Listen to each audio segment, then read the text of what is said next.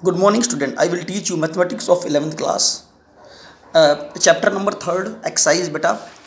Exercise चल रही 3.3. Question number 10 का सेकंड पार्ट. कहता 6 secant square x minus 5 secant x plus 1 is equal to 0. कहता है कि वहाँ पे कोई इसमें प्रूव क्या करना है. एक्चुअली हम इसमें चेक करना चाहते हैं कि secant x की कोई वैल्यू इसको सेटिस्फाई नहीं करेगी. secant x की कोई भी वैल्यू इसको सेटिस्फाई नहीं करेगी. हमें ये चेक करना है. ठीक है. तो अब secant x की वैल्यू, अब इसका मतलब secant x की वैल्यू पता होगी तो होनी चाहिए. ये कई बार समझा भी चुका हूँ. इस sin x की वैल्यू -1 से +1 के बीच में लाई करती है. cos x की भी -1 से +1 के बीच में लाई करती है. tangent x और cot x कोई भी रियल नंबर से बिलोंग कर सकते हैं. secant x की रेंज क्या है? लेस देन इक्वल टू -1 और secant x greater than equal to 1. इसे रेंज बोलते हैं बेटा. ये रेंज है. sin x की वैल्यू -1 से +1, cos x की -1 से +1 रेंज कहलाती है. tangent x cot x की है any real number. secant x क्या है? लेस देन इक्वल टू -1 और बीच में और ही आएगा secant x greater than equal to 1. तो -1 के बराबर या -1 से छोटा, यानी कि -∞ तक. और का मतलब union. secant x greater than equal to 1 है, यानी कि secant x की वैल्यू या तो 1 के बराबर या 1 से बड़ी है. तो 1 से लेके +∞. ठीक है. ये छोटी सी बात ध्यान रखना. ऐसे ही cosecant x less than equal to -1 और cosecant x greater than equal to +1 होता है. ये मैं आपको पहले ही समझा चुका हूँ कि इसकी वैल्यू -1 से +1 के बीच में कैसे लाई कर दी है. ये भी समझा चुका हूँ. ठीक है. हाँ, ये चीज़ मैंने जरूर नहीं बताई कि ये कैसे आई, लेकिन मैं हम ये बता सकते हैं कैसे आए, लेकिन अभी डिस्कशन इसके बारे में नहीं करना चाह रहा हूँ. ठीक है. लेकिन ये सब चीज़ें याद रखनी जरूरी है. अच्छा जी, 10वें का सेकंड पार्ट है 6 secant square x minus 5 secant x plus 1 is equal to 0. तो कोई भी secant x इसको सेटिस्फाई करेगा या नहीं करेगा चेक करना है. जबकि secant x की रेंज मुझे इसके लिए पता होनी चाहिए, जो मैं पहले ही बता चुका हूँ. secant x less than equal to -1 और secant x greater than equal to 1 होना चाहिए. secant square x 1/cos square x minus 5 secant x 1/cos x plus 1 equal to 0. हम क्या करते हैं, इसे cos में कन्वर्ट कर लेते हैं. किसमें कन्वर्ट कर लेते हैं? cos में. आप चाहे तो बिना कोस में कन्वर्ट किए बिना भी इसको सॉल्व कर सकते हैं. secant x को t मान लो, 6t² माइनस का 5t + 1 इक्वल टू 0. उसके फैक्टर बना लो, secant x की वैल्यू निकाल लो इस तरह से. लेकिन ऐसे करना चाहे तो ऐसे भी कर सकते हैं. इन तीनों का एलसीएम लिया, cos square x आएगा. cos square से cos square cancel 6 minus cos square x को cos से डिवाइड कर दो, cos x आएगा 5 cos x plus cos square x को 1 से कर दो, cos square x equal to 0. तो इक्वेशन बनी cos square x minus 5x plus 6 equal to 0. cos x को t पुट कर लो तो t² माइनस का 5t plus 6 equal to 0. cos x को t पुट कर दो, t² माइनस का 5t प्लस 6 इक्वल टू 0. इस इक्वेशन को सॉल्व करके t की वैल्यू निकाल ली मैंने. t की वैल्यू ये आ गया आपके पास. t इक्वल टू आ गया 3,2. That t equal to 3,2. But t equal to cos x, then cos x equal to 3,2. तो cos x की वैल्यू क्या क्या होगी? 3 and 2. cos x बराबर 3 and 2 आ गया. लेकिन मैं cos x की रेंज जानता हूँ बेटा. क्या होती है cos x की रेंज? -1 से +1. ठीक है. लेकिन cos x क्या आ गया? 3 and 2. लेकिन cos x की वैल्यू 1 से तो बड़ी हो ही नहीं सकती और -1 से छोटी नहीं हो सकती. लेकिन ये दोनों वैल्यू की खास बात है कि दोनों 1 से बड़े हैं और cos x की वैल्यू इनके बीच में लाई करनी चाहिए. इसका मतलब cos x की वैल्यू 3 और 2 पॉसिबल नहीं है. ये गलत आंसर निकला हमारा. अच्छा, ये गलत क्यों निकला? ये cos x की वैल्यू 3 और 2 जो निकली, जो कि पॉसिबल नहीं है ये वैल्यू, वो निकली क्यों? क्योंकि हमने इसको 0 के बराबर माना. इस पूरी वैल्यू को 0 के बराबर लेके चले तभी तो ये निकला. इसका मतलब ये पूरा रिजल्ट 0 नहीं होना चाहिए. ये 0 नहीं होना चाहिए. इसका मतलब क्या हो गया? ये कैसे आया था? ये इसकी वजह से आया था. 6 secant square minus 5 secant x plus 1 equal to 0 की वजह से आया था. तो ये 0 नहीं होना चाहिए. तो इसका मतलब ये भी 0 नहीं होना चाहिए. इसका मतलब this equation is not possible. ये इक्वेशन पॉसिबल नहीं है. या फिर यूँ कह सकते हैं there does not exist any value of secant x which satisfy this equation. मतलब secant x की कोई ऐसी वैल्यू है ही नहीं जो उसको सेटिस्फाई कर सके. ठीक है जी. चलो हम आगे चलते हैं. Question number 11. Prove that secant square x plus cos square x can never be less than 2. मतलब secant square x plus cos square x जो है ना can never be less than 2.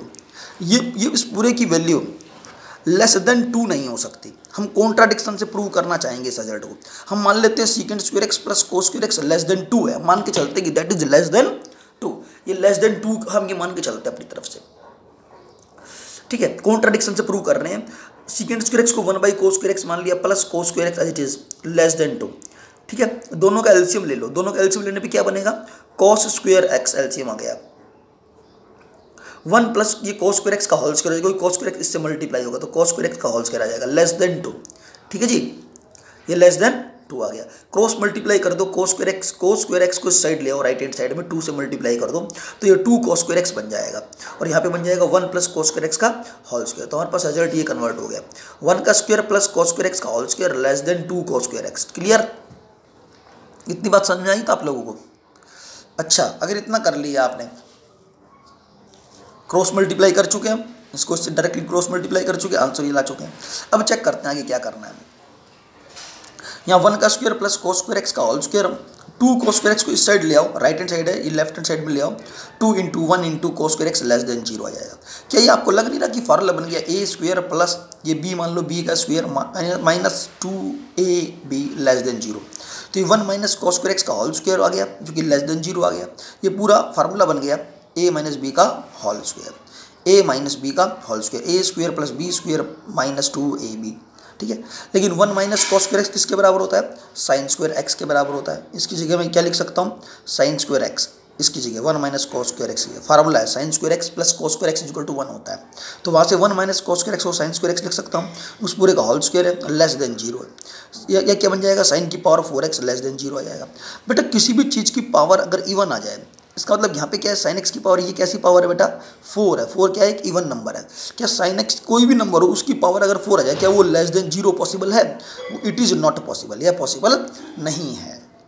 इसका मतलब ये पॉसिबल नहीं है। इसका मतलब क्या हुआ कि हम जो लेके चल रहे थे वो गलत लेके चल रहे थे। हम क्या लेके चल रहे थे कि secant square X plus cos square x less than 2 लेके चल रहे थे और यहाँ पे एक कॉन्ट्राडिक्शन आ गया। क्या आ गया कॉन्ट्राडिक्शन में? कि साइन की पावर 4x लेस देन 0 होना चाहिए, जो कि पॉसिबल नहीं है। इसका मतलब ये पॉसिबल नहीं है। कब पॉसिबल नहीं हुआ? जब इसको लेस देन 2 माना। इसका मतलब ये रिजल्ट कैसा होना चाहिए? हमेशा ये पूरा result always greater than equal to 2 आना चाहिए। Hence the result. बस हमें इसके अंदर बेटा यही प्रूव करना था।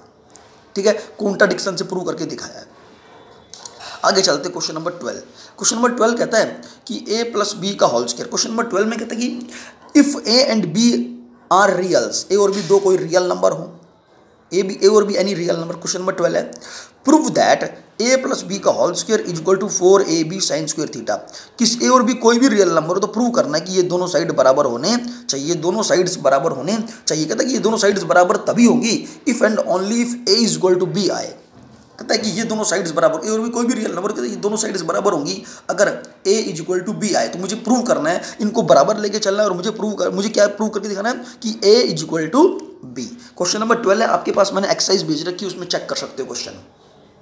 हम ये बात सच मान के चलेंगे और हम प्रूव करेंगे कि a is equal to B आना चाहिए। ठीक है जी, तो हम क्या लेके चलते हैं? a प्लस बी का whole square is equal to 4ab sine square theta. तो मैंने ऐसे साइन स्क्वायर थीटा की वैल्यू निकाल ली बेटा। a प्लस बी का होल स्क्वायर 4ab जो मल्टीप्लाई में था उसको दूसरी साइड लेके जाएंगे तो a प्लस बी का होल स्क्वायर अपॉन में चला जाएगा। ठीक है, अपॉन में 4ab। लेकिन साइन स्क्वायर थीटा की वैल्यू लेस देन इक्वल टू 1 होती है। आप ये बात जानते हो, साइन स्क्वायर थीटा की वैल्यू लेस देन इक्वल टू 1 होती है। बिकॉज रीजन आप जानते हो, बहुत आसान है कि जो साइन थीटा है वो लेस देन इक्वल टू 1 होता है और less than equal to -1। Sine theta की वैल्यू ये होती है बेटा, याद है आपको, -1 से +1 के बीच में। मतलब मान लेते हैं ये 1 है और ये -1 है, ये 0 है। यहाँ पे 1/2 मान लेते हैं, वहाँ पे 1/3 मान लो, सॉरी 1/3 यहाँ पर आ जाएगा। ठीक है, इस तरह से हम कोई भी पॉइंट मैंने यहाँ मान लिए, ये मैंने माइनस का 1/2 मान लिया। तो अगर मैं तो ये कहता है कि -1 से +1 के बीच में कोई भी पॉइंट आप रख लेते हो, जो भी पॉइंट यहाँ पड़े हुए इन सभी में, अगर मैं उन सब का होल स्क्वायर कर देता हूँ, साइन स्क्वायर थीटा निकालो। ये सब साइन थीटा की वैल्यू बेटा, साइन थीटा की वैल्यू ये सब, क्योंकि साइन थीटा इसके बीच में लाई करता है। अगर मैं 1 का स्क्वायर करूँगा तो 1 आएगा, अगर मैं -1 का स्क्वायर करूँगा, -1 का स्क्वायर करूँगा तो भी 1 आएगा। साइन थीटा की जगह -1 पुट कर दिया तो भी 1 आया। साइन थीटा की जगह 1 कर दिया, 1 का स्क्वायर 1 आया। अगर मैं साइन थीटा की जगह -1/2 कर दूँ तो -1/2 का होल स्क्वायर कितना आएगा? 1/4 आएगा। मतलब अगर ये वैल्यू डालता हूँ तो वो पहले से भी छोटी हो जाती है। और नेगेटिव का स्क्वायर तो चलो ये मान लिया पॉजिटिव आ गया, लेकिन 1/2 का होल स्क्वायर करूँगा तो प्लस का 1/2 का होल स्क्वायर क्या आएगा? 1/4 आया। तो इनकी मैक्सिमम वैल्यू क्या है? साइन स्क्वायर थीटा की मैक्सिमम वैल्यू क्या होगी? 1 होगी ना। तो इसलिए वो कह रहा है कि sine square theta less than equal to 1 होना चाहिए, क्योंकि साइन थीटा की वैल्यू -1 से +1 के बीच में है। मेरा कहने का मतलब है अगर साइन थीटा की वैल्यू -1 से +1 के बीच में है तो साइन थीटा की वैल्यू -1 से +1 के बीच में कुछ भी वैल्यू लो, उसे इसके अंदर डाल दो और उसका होल स्क्वायर कर दो तो वो लेस देन इक्वल टू 1 आना चाहिए। आप चेक कर सकते हैं, क्या चेक कर सकते हैं कि आप साइन थीटा की वैल्यू -1 से +1 कुछ भी उठा के लो, ठीक है, उसका होल स्क्वायर कर दो, उसका होल स्क्वायर करने पे जो आंसर आएगा वो लेस देन 1 ही आएगा या फिर 1 के बराबर आएगा। 1 के बराबर कैसे आएगा, जब मैं साइन थीटा की वैल्यू 1 लूँगा या फिर -1 लूँगा तो 1 के बराबर आएगा, साइन स्क्वायर थीटा की वैल्यू 1 के बराबर आएगी। लेकिन इसके बीच में कुछ भी लोगे और उसका होल स्क्वायर करोगे तो वो लेस देन 1 आएगा, लेकिन 0 से बड़ा आएगा। ठीक है, चलो ठीक है, मैं यहाँ पे मैं ये भी लिख सकता हूँ greater than is equal to 0, लेकिन उसकी जरूरत नहीं है, इसलिए क्योंकि इसकी हेल्प से ये प्रॉब्लम को सॉल्व किया जा सकता है। तो sine square theta less than equal to क्या आ गया, 1 आ गया। क्लियर है, साइन स्क्वायर थीटा की वैल्यू चेक करो, a प्लस बी का होल स्क्वायर अपन में 4ab, ये आ गया a प्लस बी का होल स्क्वायर अपन में 4ab less than equal to 1। ठीक है जी, साइन स्क्वायर थीटा की वैल्यू उठा के इसमें डाल दी। क्लियर है ना। अच्छा चलो, अब यहाँ पे a प्लस बी का होल स्क्वायर, अब चेक करना, a प्लस बी का होल स्क्वायर ये ना, क्रॉस मल्टीप्लाई 4ab को मैं इस साइड ले आया, राइट हैंड साइड में ले आया, तो 4ab 1 से मल्टीप्लाई होगा, 1 से मल्टीप्लाई होगा, यहाँ पे क्या बन जाएगा 4ab इंटू में 1, तो 1 तो हटा सकते हैं, तो a प्लस बी का whole square less than equal to 4ab आना चाहिए। क्लियर। अब दोबारा चेक करो, a प्लस बी का होल स्क्वायर खोलो, a square plus B square plus 2ab less than equal to 4ab आ गया, a square plus B square plus 2ab, 4ab को इस साइड ले आओ, माइनस का 4ab less than equal to 0 आ गया, a square plus B square 2ab minus का 4ab, माइनस का 2ab होता है तो लेस देन इक्वल टू 0 आ गया। क्लियर है बात। तो यहाँ पे बच गया a square plus B square minus का 2ab, लेकिन ये किसका फार्मूला है, a माइनस बी का whole square less than equal to 0 आ गया, तो a माइनस बी का whole square less than equal to 0 होता है। ठीक है जी, a प्लस बी का होल स्क्वायर क्या होता है, लेस देन इक्वल टू 0, ये आ जाएगा हमारे पास भाई, a माइनस बी का whole square less than equal to 0। तो अगर a किसी चीज़ का होल स्क्वायर करें और वो लेस देन 0 आ जाए, लेस देन 0 का मतलब नेगेटिव हुआ, लेकिन a माइनस बी का होल स्क्वायर कभी नेगेटिव हो सकता है क्या, a और b कोई भी रियल नंबर हो, यहाँ पे लिख रखा है कि a और b any real number, question में दे रखा है कोई भी रियल नंबर हो, तो a और b की वैल्यू कोई भी रियल नंबर डालो, उसका होल स्क्वायर करो, चेक करो कि उसका होल स्क्वायर लेस देन 0 यानी कि नेगेटिव आ सकता है क्या, नहीं आ सकता। इसका मतलब पूरा रिजल्ट लेस देन 0 पॉसिबल नहीं है, या तो वो लेस देन 0 होना चाहिए या फिर a माइनस बी का होल स्क्वायर इक्वल टू 0 हो सकता है। हाँ, इक्वल टू 0 हो सकता है, तो कब हो सकता है, जब a और b दोनों कैसे हो, सेम हो, तो इसलिए a माइनस बी का होल स्क्वायर लेस देन 0 तो नहीं हो सकता, लेकिन a माइनस बी का होल स्क्वायर इक्वल टू 0 तो हो सकता है। इसलिए यहाँ से हम कह सकते हैं कि a माइनस बी का whole square is equal to 0 होना चाहिए। ये किसी चीज़ का होल स्क्वायर इक्वल टू 0 तभी पॉसिबल है जब a माइनस बी खुद 0 हो, अगर a माइनस बी खुद 0 तो इसका मतलब a इक्वल टू क्या आ जाएगा, b, यही प्रूव करना था, बस भाई खत्म। ठीक है, अच्छा अगला टॉपिक चेक करते हैं। मेरे हिसाब से ये एक्सरसाइज जो है ना खत्म हो चुकी है 3.3। अब मैं 3.4 एक्सरसाइज के बारे में थोड़ा सा आपको डिटेल देना चाहूँगा, वो देखते हैं क्या है। 3.4 एक्सरसाइज शुरू करेंगे बेटा। 3.4 एक्सरसाइज में कहता है सबसे पहले आता है एलाइड एंगल। एलाइड एंगल क्या होते हैं, X and Y are two angles, X और वाई कोई दो एंगल्स ले लिए मैंने। ठीक है जी, X and Y are two angles, X और वाई आपने 2 एंगल्स ले लिए, तो ये जो एक्स और वाई कोई भी तरह किसी भी तरह के एक्स और वाई एंगल नाम दे रखा है हमने एंगल्स को एक्स एंड वाई, तो कहते हैं ये दोनों एंगल्स को मैं एलाइड एंगल बोल दूंगा। X and Y are said to be allied angles, इन दोनों को एलाइड एंगल्स बोलेंगे। टू ईच अदर, एक दूसरे के लिए एलाइड होंगे एंगल होंगे इफ इन दोनों का डिफरेंस x माइनस वाई, इन दोनों का डिफरेंस या फिर इन दोनों का सम किसके बराबर आना चाहिए, π/2 के कुछ मल्टीपल के बराबर आना चाहिए। कोई भी इंटीग्रल है, कोई नेगेटिव या पॉजिटिव जो भी हो, तो x और y कोई भी दो एंगल लो, उन दोनों को जोड़ दो या फिर उन दोनों को सब्ट्रैक्ट कर दो। जैसे कि x में से मैंने y सब्ट्रैक्ट कर दिया, y में से x भी सब्ट्रैक्ट कर सकते हैं, x में से y सब्ट्रैक्ट करो या फिर y में से x सब्ट्रैक्ट करो। ठीक है, तो वो बराबर आना चाहिए π/2 का कुछ मल्टीपल, π/2 के कुछ मल्टीपल के बराबर आना चाहिए। अरे π/2 तो यहाँ पे आना चाहिए, उसके मल्टीप्लाई में कोई भी इंटीजर आना चाहिए, मेरा मतलब ये है। इंटीजर क्या, कोई पॉजिटिव इंटीजर या नेगेटिव इंटीजर, जैसे कि 1 2 3 4, π/2 के मल्टीप्लाई में 1 2 3 4 5 6 7 8 या 0 या -1 -2 -3 -4 -3 ऐसी कोई भी वैल्यू आ सकती है। फॉर एग्जाम्पल हम चेक करते हैं। मैंने एक एंगल ले लिया π+x एंड दूसरा एंगल ले लिया x, मैंने दो एंगल अपनी तरफ से ले लिए।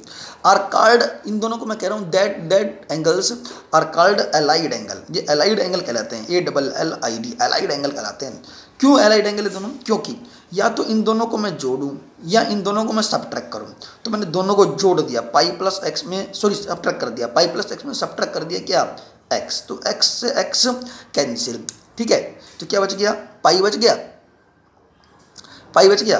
तो पाई इज इक्वल टू, मैंने कहा कि इन दोनों का जो डिफरेंस है या उन दोनों का सम π/2 का कुछ मल्टीपल आना चाहिए, π/2 का कुछ मल्टीपल आना चाहिए। तो सबसे पहले इस पाई को π/2 बनाओ, π/2 बनाओ, ठीक है।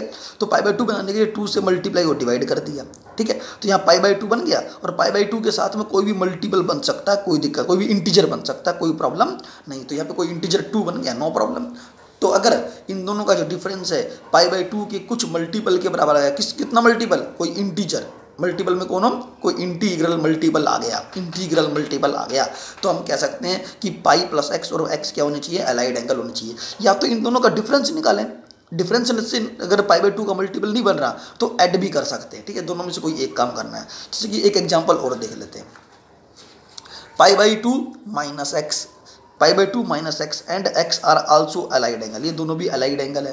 कैसे भाई अलाइड एंगल है, मैंने इन दोनों को ऐड कर दिया, π/2 माइनस एक्स में प्लस कर दिया, क्या, ये एक्स को ऐड कर दिया, ये दोनों एक्स एक्स कैंसिल, आंसर क्या आ गया, π/2 आ गया, π/2 के मल्टीप्लाई में 1 आ गया।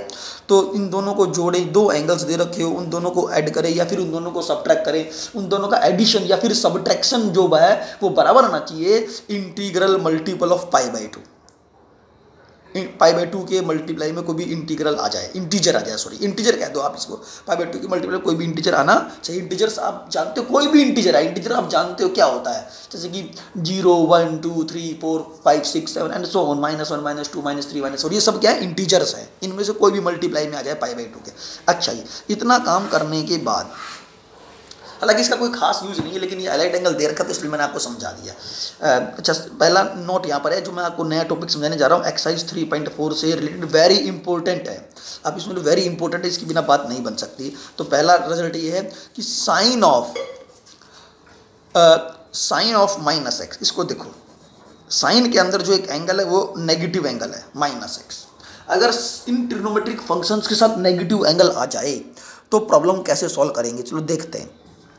अगर साइन के साथ माइनस एक्स आ जाए तो माइनस को बाहर निकाला जा सकता है साइन के अंदर से, उसे लिख सकते हैं minus sine of X. Cos of minus X आ जाए तो कोस के अंदर अगर नेगेटिव एंगल आ रहा है बेटा, जैसे माइनस एक्स लिख रखा है, तो बेटा इसमें से माइनस एंगल कभी भी बाहर नहीं आएगा और ये रहेगा, इसका आंसर आ जाएगा कोस ऑफ एक्स। माइनस को हटा दो और कोस ऑफ एक्स, कहने का मतलब ये कोस ऑफ माइनस एक्स की वैल्यू निकालो या कोस एक्स की वैल्यू निकालो, आंसर दोनों सेम आएंगे। टेंजेंट ऑफ माइनस एक्स में से भी माइनस बाहर आ जाएगा, माइनस का टेंजेंट ऑफ एक्स लिखा जा सकता है, ठीक है। उसके बाद सीकेंट ऑफ माइनस एक्स के अंदर से भी माइनस बाहर नहीं आएगा, ठीक है। तो किस किस में से माइनस बाहर नहीं आया अब तक, कोस में से माइनस बाहर नहीं आएगा और सीकेंट में से ही माइनस बाहर नहीं आएगा, ठीक है, क्योंकि इन दोनों का आपस में रिलेशन भी है, क्योंकि मैं सीकेंट एक्स को 1/cos भी लिख सकता हूँ। अच्छा, कोसिकेंट ऑफ माइनस एक्स में से माइनस बाहर आएगा, कोट ऑफ माइनस एक्स में से माइनस बाहर नहीं आएगा, ठीक है, इसमें से ही माइनस बाहर आएगा। तो माइनस किस में से बाहर नहीं आया, एक तो कोस में से माइनस बाहर नहीं आएगा और एक सीकेंट में से माइनस को बाहर नहीं निकाला जा सकता। ये छोटी सी बातें ध्यान रखनी है आपको, ठीक है जी। अच्छा, इसका एक प्रूफ है, मैं प्रूफ देना चाहूँगा, वो कि ये है आपके पास प्रूफ, लेकिन ये रटना है भाई, इसको तो अच्छी तरह से रट लो। अगर ये याद नहीं रहेगा तो फिर प्रॉब्लम को सॉल्व करने में दिक्कत आएगी। किस में से माइनस बाहर नहीं आया, कोस में से और सीकेंट में से नेगेटिव को बाहर नहीं निकाला जा सकता, बाकी सभी ट्रिग्नोमेट्रिक फंक्शन में से नेगेटिव बाहर आएगा, ठीक है जी। जैसे कि मैं आपको एक एग्जाम्पल देना चाहूँ तो मैं यूँ लिख सकता हूँ, जैसे कि मैंने लिख दिया, बेटा चेक करो, यहाँ पर लिख रहा हूँ कोस ऑफ -30 डिग्री, ऐसे सॉल्व करने के लिए है। तो इसमें से कोस में से माइनस बाहर आता नहीं, तो उसको लिख देंगे कॉस ऑफ 30 डिग्री प्लस का वही, ठीक है। इसका आंसर ये सीकेंट ऑफ -30 डिग्री, इसमें से ही माइनस बाहर नहीं आता, सीकेंट ऑफ 30 डिग्री लिख देंगे और यहाँ प्लस का ही आएगा, ठीक है। लेकिन अगर साइन के साथ -30 होता तो माइनस बाहर आएगा, माइनस का साइन ऑफ 30 डिग्री। क्लियर है, ये छोटी सी बात है, बहुत ही इंपॉर्टेंट है, ये याद रखनी है बेटा।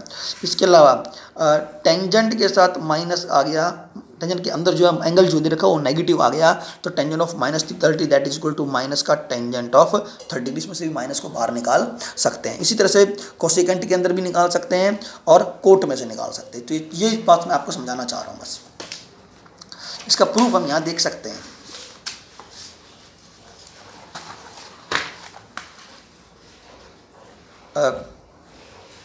आपको ये एक्स एक्सिस दे रखी है, ये वाई एक्सिस गिवन है, ठीक है जी। ये एक्स एक्सिस है, ये वाई एक्सिस है। मैंने यहाँ पे एक ओ ए लाइन ले रखी है, एक ए पॉइंट ले लिया एक्स एक्सिस पर, एक एंगल एक्स बनाया बेटा, ठीक है। उसको आगे प्रोड्यूस कर दिया, एक 90 डिग्री की परपेंडिकुलर लाइन ड्रॉ कर दो, ये भी एक A B is perpendicular to X axis, एक एंगल एक्स लिए, इन दोनों कैसे ज्वाइन कर दे, एक ट्रायंगल बन गया हमारे पास। अब एक ये तो था कैसे, ये एंगल कैसे बनाया गया है, एंटी क्लॉकवाइज डायरेक्शन में। और ये एंगल कैसे बनाया गया? क्लॉकवाइज में। क्लॉकवाइज में जब एंगल बनाते तो नेगेटिव बनाते, तो -x एंगल यहाँ पर नजर आ रहा होगा आपको, ठीक है, -x एंगल नजर आ रहा होगा। अच्छा, इसको ये टी है, इसी लाइन को इतना ही प्रोड्यूस कर दिया, इसको इससे ज्वाइन कर दिया, एक ट्रायंगल ये बन गया, एक ट्रायंगल ये बन गया। जल्दी से बताना चाहूँगा क्योंकि वीडियो में जो टाइम है जो खत्म होने वाला है, तो जल्दी चेक करो। Sine of -x, sine of -x check कर लो, क्या है? साइन ऑफ -x, ये -x मैंने ये एंगल लिया, sine of -x that is equal to sine of -x equal to perpendicular अपन में हाइपोटेन्यूज होता है फार्मूला, तो इसके अकॉर्डिंग परपेंडिकुलर AC अपन में हाइपोटेन्यूज OC, AC अपन में OC आ जाएगा, ठीक है। लेकिन ये AC जो लेंथ है ना बेटा, वो बराबर है -AB लेंथ के, -AB के OC एज इट इज लिख दिया। -AB के क्यों? क्योंकि इसकी डायरेक्शन इस यहाँ पर, और इसकी डायरेक्शन ये है, ये पॉजिटिव y एक्सिस है और नीचे की तरफ क्या नेगेटिव y एक्सिस है। इस वजह से जो AC की लेंथ है नेगेटिव ऑफ AB लिख सकते हैं, ठीक है। अच्छा, ये माइनस तो एज इट इज लिया, AB अपन में AC क्या होता है? AB अपन में AC। अब AB अपन में AC कहाँ से चेक करूँगा? AB क्या है हमारे पास? AB तो ये रहा, और OC AB ये रहा, और AB अपन में OC साइन x के बराबर, इसलिए माइनस का साइन ऑफ